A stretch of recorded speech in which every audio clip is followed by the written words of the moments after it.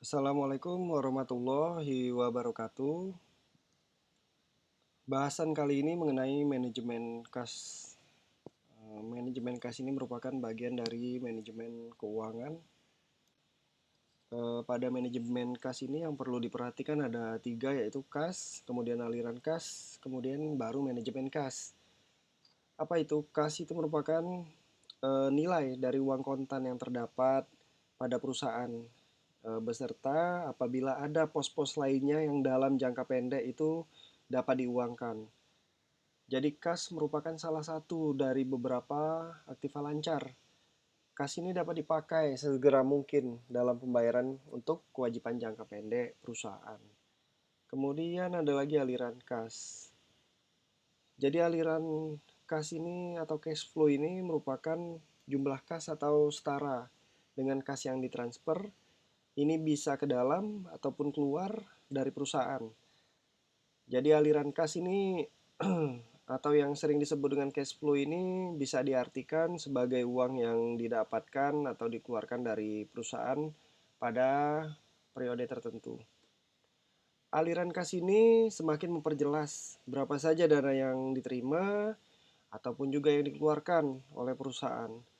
Jadi penting sekali untuk punya manajemen cash flow yang tepat.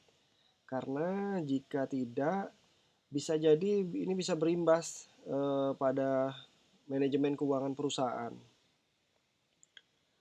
Kemudian manajemen kas sendiri merupakan suatu pengaturan kas dalam perusahaan atau organisasi.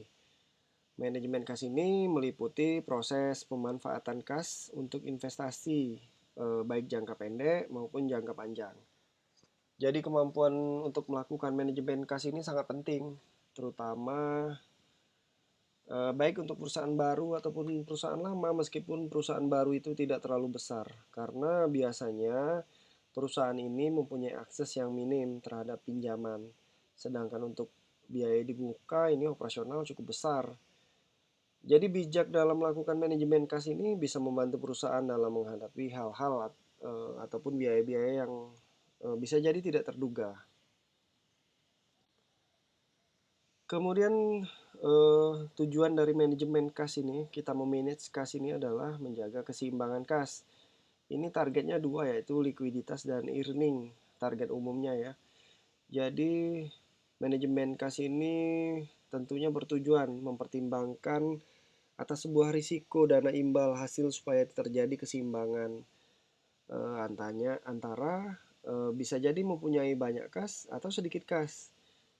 Nah, ini ada pilihan. Bila terlalu sedikit kas yang diinvestasikan, ini tentunya mengurangi kesempatan untuk mendapatkan imbal hasil yang menguntungkan harapannya di masa yang akan datang. Tetapi juga jika terlalu banyak kas yang diinvestasikan, bisa jadi kas insolvency. Jadi kas yang cukup akan meningkatkan kemampuan perusahaan memenuhi segala pengeluaran yang dibutuhkan oleh perusahaan. Kas yang cukup bisa juga diartikan sebagai cadangan kas yang dipelihara pada titik bawah sehingga tidak terlalu banyak kas yang ideal dan justru dapat mendatangkan potensi-potensi keuntungan bila diinvestasikan kas tersebut pada instrumen-instrumen investasi yang ada.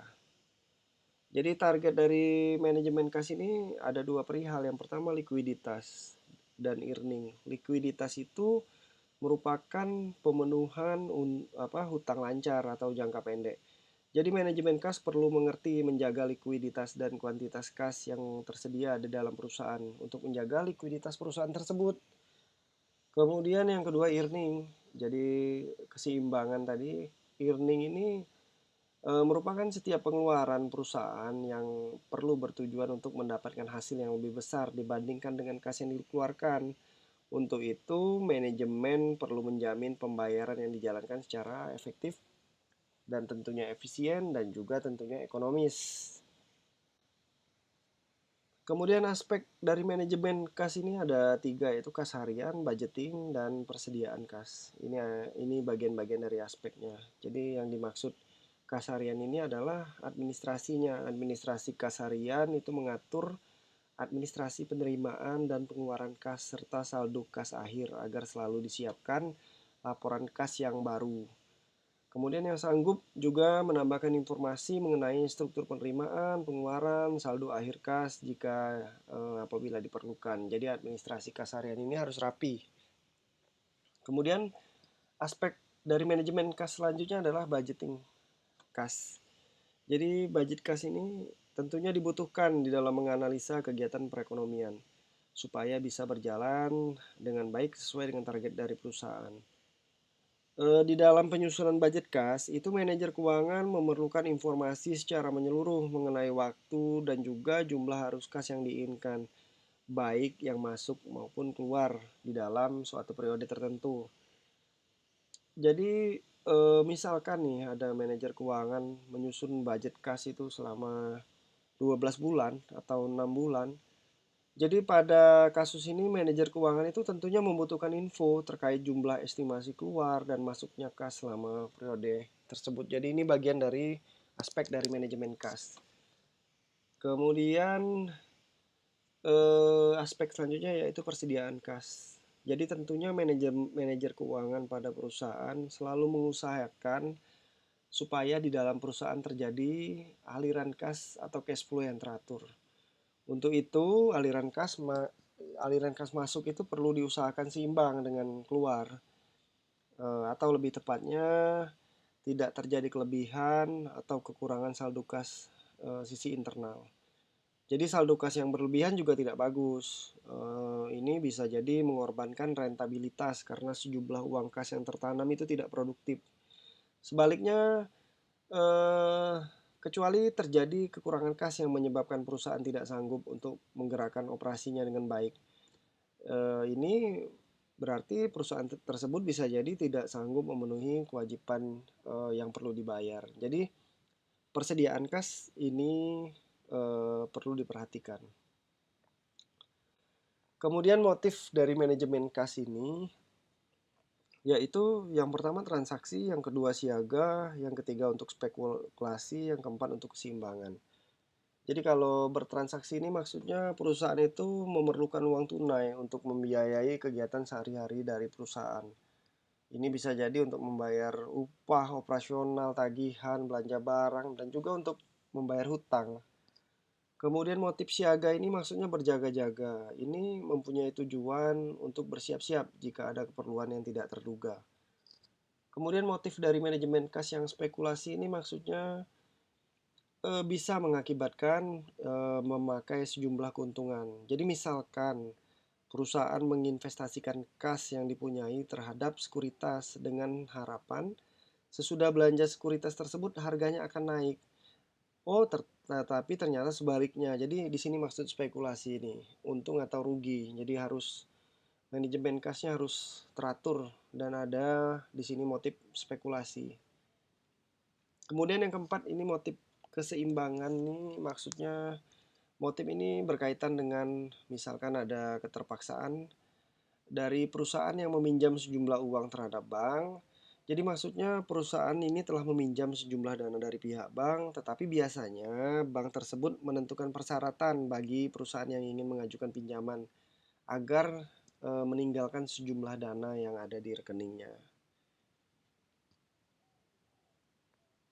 Kemudian, jadi tentunya tanpa manajemen kas yang baik, sebuah perusahaan itu bisa mengalami kebangkrutan karena kekurangan kas, walaupun perusahaan tersebut banyak profitnya.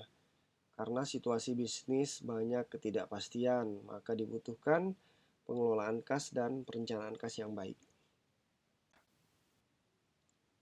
Kas itu ada beberapa faktor yang bisa mempengaruhinya, bisa bertambah atau berkurang.